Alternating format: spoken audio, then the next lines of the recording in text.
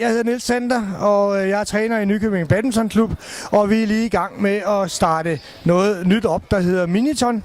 Det er noget med forældre og børn, og i princippet så handler det om masser af boldberøringer, så man kan sige, at forældrene, det er dem, der ligesom træner børnene. De er nærtræneren, og de kaster bolde til børnene, så børnene rammer bolden mange gange.